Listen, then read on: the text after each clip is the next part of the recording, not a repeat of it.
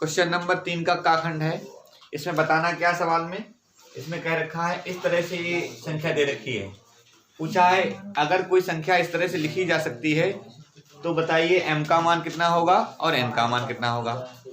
साथ साथ ये भी पूछा है कि इसका दशमलव प्रसार कितना होगा और बिना भाग दिए बिना बताइए, भाग नहीं देना है हमको, बिना भाग देकर ऐसे दशमलव प्रसार इसका हमको बताना है। कैसे बताएंगे, आप क्या करोगे, सबसे पहले 4000 इसका अभाज्य गुणनखंड निकालिए। तो आप 2 से काटिए, 2 दूनी 0 0 आ जाएगा। इधर इसके गुणनखंड कर दीजिए, ऐसे यहाँ पर 5 आ जाएंगे। 2 दूनी 2 पंजे, 2 एकम, 2 दूनी 2 पंजे, 5 से काटो 25, फिर 5, फिर 5 एकम 5। अर्थात अगर हम इसको लिखना चाहें सवाल को तो 241 बटे 4000 जहाँ पे था वहां देखिए 2 की घात 1 2 3 4 5 2 की घात 5 गुणा 5 की घात 3 5 की घात 3 बराबर में 241 बटे 2 की घात m इंटू 5 की घात m। अब आप देखें तुलना करें, इसकी तुलना करें तो देखिए m इक्वल टू कितना आ जाएगा 5 और n इक्वल टू कितना आ जाएगा 3 आ जाएगा। ये तो पूछा है, साथ साथ पूछा है इसका प्रसार कितना होगा। तो प्रसार बताने के लिए भाग नहीं लगानी हमको, बिना भाग लगाए ही इसका हमको प्रसार बताना है। तो क्या करेंगे, देखिए ये संख्या जो दे रखी है 241 बटे 4000, इसको हमने तोड़ लिया 241 बटे 2 की घात हमने 5 लिखा है और 5 की घात 3 लिखा है। देखिए यहाँ पर हम अगर 5 की घात 2 से गुणा कर दें, 5 की घात 2 और यहाँ पर भी 5 की घात 2, तो यहाँ पर 5 की घात 2 कितना हो जाएगा, देखिए 25 हो जाएगा ऊपर, और यहाँ पर 2 की घात 5 गुणा 2 की 5 की घात भी 5 हो जाएगी। देखो गुणा करने कितनी होगी घात 5। अब 5 दूनी कितने हो जाएंगे 10, अर्थात 10 की घात 5 हो जाएगी। और इधर 25 से गुणा कर लीजिए, तो 25 एकम 25 के 5 और 25 चौकू 100, 100 2 कितने हो गए 102। अब 10 हुए, 25 दूनी 50 और 10 60। अब देखो सही लिखा आपने, ये गुणा देखिए, गुणा इसकी चेक करो, गुणा इतनी होगी। अब देखो जितनी घात है उतने के बाद दशमलव लगेगा, तो यहाँ पर घात कितनी 5 है, तो 1 2 3 4 5 अर्थात 6 0 2। अभी 4 अंक तो है, अंक बनाने हमको 5, तो 5 बाद दशमलव लगेगा। ये हो गया इसका प्रसार, वो भी बिना भाग दिए। जितनी 10 की घात होगी उतना इसका प्रसार हो गया। देखिए क्वेश्चन नंबर 3 का एक खंड है। इसमें क्या करना है, इसमें एक तो समांतर श्रेणी का प्रथम पद दे रखा है, साथ साथ समांतर श्रेणी का अंतिम जिसको हम nवां पद भी कहते हैं वह दे रखा है, और n पदों का योगफल। n पदों का मतलब जितने समांतर श्रेणी में पद हैं उन सभी का योगफल दे रखा है। पूछा क्या गया है, हमको यह ज्ञात करना है कि समांतर श्रेणी में कितने पद हैं, अर्थात n का मान निकालना है और सार्वंतर निकालना है। सार्वंतर का मतलब होता है क्रमागत 2 पदों के बीच में जो अंतर होता है वो क्या कहलाता है, सार्वंतर कहलाता है। कैसे निकालेंगे, तो जो चीज दे रखी पहले उसका सूत्र लगाइए। अब an देखिए, समांतर श्रेणी में an निकालने का सूत्र होता है a plus n-1 into D. अब an हमारे पास है 45, लिख दिया। पहला पद हमारे पास देखिए 5 है, n हमको ज्ञात नहीं है, d हमको नहीं ज्ञात है। 5 इधर लाके आप घटा दीजिए, तो 45 में से इधर 5 घट जाएंगे, n-1 इंटू डी ऐसे लिख दो आप। घटा दिया, कितना बचा 40, तो n-1 इंटू डी। अगर हम यहाँ से मान निकालना चाहें d का, तो यहाँ से अगर d का मान निकालोगे तो 40 के बटे में पहुंच जाएगा n-1। इसको डाल दिया समीकरण 1। देखो nवां पद दे रखा था, अंतिम पद दे रखा था, उसका हमने फार्मूला लगा लिया। अब हमने इसका प्रयोग नहीं किया, अब इसका सूत्र लगाओ। तो ऐसन का सूत्र याद होना चाहिए। हमने कहा क्या, बस समांतर श्रेणी के सवाल हल करने के लिए 2 ही फार्मूला आपको पता हो, एक तो n पदों का योगफल और दूसरा nवां पद। ऐसन का फार्मूला मालूम हो और an का मालूम हो। an का लगा लिया हमने, अब क्या लगाना है ऐसन का। तो ऐसन देखिए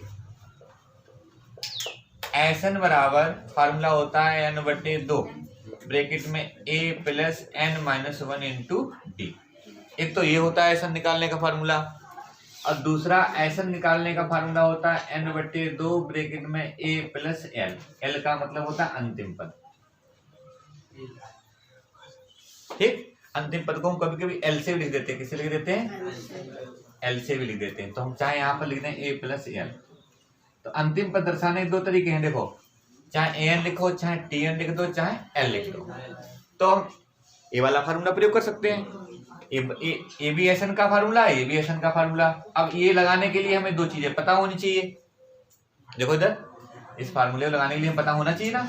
तो हमें ए भी मालूम है, एल भी मालूम है, सिर्फ क्या नहीं मालूम? एन। तो यहाँ से हम निकाल सकते हैं, तो ये भी लग जाएगा। तो हम इसका ही प्रयोग कर लेते हैं। तो देखो, तो एस एन बराबर हम यही लगाएंगे कि हमें आसान हो जाएगा सवाल निकालना। सभी मान रखो, n/2, a का मान हमारे पास है 5 और इसका मान 4 दूनी 8 कर दीजिए। और ये कितने हो गए? 50। n का मान निकालेंगे 800/5 8 5 16 5 80 16 5 n का मान निकल गया। अर्थात श्रेणी में कितने पद हैं? 16 है। अब हमको निकालना है सार्वांतर भी। अब सार्वांतर देखो, n निकल गया, पदों की संख्या निकल गई। सार्वांतर चाहिए तो सभी का 1 लगा दो। d बराबर दे रखा है 40 n-1। n का मान रखो 16 माइनस, बता दो कितने बच रहे भाई? 5 काट दीजिए। 5 × 40 8/3। इस तरह से यदि समांतर श्रेणी का सवाल आता भी है तो आप आसानी से उसको हल कर सकते हैं। रेखाखंड में देखिए, 2 बिंदु दे रखे हैं। दोनों बिंदुओं के मध्य में एक बिंदु C है। आपसे पूछा गया है ये जो C बिंदु है दिए हुए रेखाखंड को किस अनुपात में काटता है। तो हमने मान लिया यह C बिंदु इस रेखाखंड को m और n अनुपात में, m1 और m2 अनुपात में काटता है। तो हम करेंगे क्या? अंतः विभाजन है तो अंतः विभाजन का फार्मूला लगा देंगे। देखेंगे चूंकि बिंदु C के निर्देशांक, सभी ध्यान दो, C के निर्देशांक दे रखे हैं -1, 6 इतना दे रखा है। जबकि हम फार्मूला लगाएंगे। फार्मूला हमारा होता है m1x2 प्लस m2x1 बटे में m1 प्लस m2। ये अंतः विभाजन के लिए होता है। ऐसे m1/2 plus m2/1 m1 plus m2 -1, 6 इसको ऐसे लिख दीजिए आप। अब ये x1/1 बिंदु हो जाएंगे, इधर आपके x2/2 हो जाएंगे। इस बिंदु को हम यहाँ लिखकर चल रहे हैं पहले से ही। अब सभी मान रख लीजिए। m1 का मान तो हमें ज्ञात करना ही है। x2 का मान दे रखा है 6, m2 का मान नहीं पता है, x1 का मान -3, m1 प्लस m2 कामा। इधर मान रख दीजिए m1, जबकि by2 का मान हमारे पास -8, m2/1 का मान है 10। ये मान रख लिए हमने m1 प्लस m2 इक्वल में -6 -1, 6। अब देखिए इसका भुज कोटि, भुज और कोटि। तो हम क्या करेंगे? भुज और कोटि की तुलना कर लेंगे क्योंकि एक ही बिंदु को दर्शाते हैं दोनों तरफ। तो भुज तथा कोटि की तुलना, भुज तथा कोटि की तुलना। तो इसको एक हमें अनुपात चाहिए, कोई सा, चाहे भुज तुलना कर लो चाहे कोटि।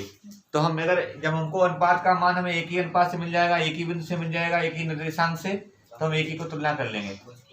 m1 × 6 plus m2 × -3 m1 plus m2। उधर देखिए हमने भुज इधर भुज लिख लिया हमने, इधर भुज कितना है? -1। अब 6m1 - 3m2 और ये बटे वाला मान कहाँ पहुंच जाएगा, गुणा में, तो गुणा में पहुंच जाएगा तो -m1 -m2। m1 एक तरफ करो, उधर ले जाओ m2, यहाँ पर हो जाएंगे 7 और ये घट जाएंगे। तो इस m2 को यहाँ ले आओ इसके बटे में, तो ऐसा लिख देते हैं इसको। तो इधर हमारे पास 7m1 2m2, m2 को बटे में ले आओ m1 के, और इधर देखिए 2 था, 7 बटे में चले आएंगे। तो कितना अनुपात आ गया, 2:7। तो इस तरह से क्या है, ये रेखाखंड जो C है इस AB रेखाखंड को 2:7 में विभाजित करता है। देखिए दिए हुए सवाल में क्या कह रखा है, कहा कि 2 घन है, दोनों घनों को आपस में सटा दिया जाता है। मान लिया हमने, देखिए एक घन ये है, एक घन ये की, जब दोनों घनों को हम आपस में सटा देंगे तो दी हुई आकृति घनाभ की आकृति जैसी बन जाएगी, जिसमें से प्रत्येक घन का आयतन दे रखा है। जैसे मान लिया प्रत्येक घन का आयतन है 343 सेंटीमीटर की घात 3, 343 सेंटीमीटर की घात 3,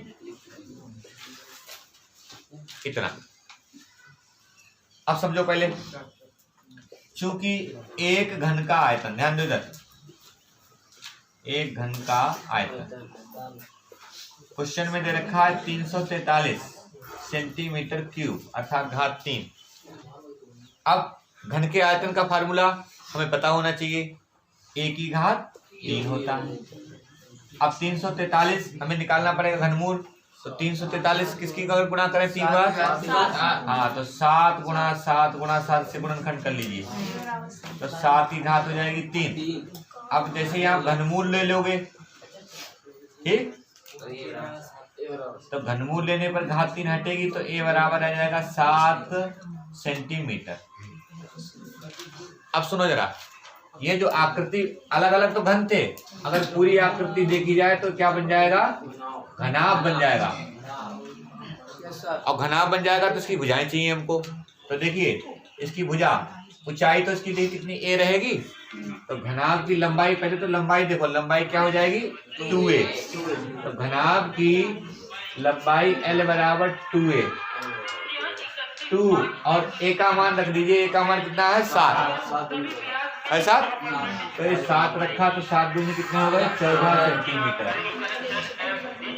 b है चौड़ाई, अब चौड़ाई का मान निकालना हमको है, तो चौड़ाई देखिए, चौड़ाई तो कितनी रही है a, चौड़ाई कितनी रही है a, चौड़ाई उतनी a है, तो इसको चौड़ाई को हमने लिख दिया a अर्थात हो गई 7 सेंटीमीटर। ऊंचाई भी नहीं बदली, वही रही, कितनी 7 सेंटीमीटर।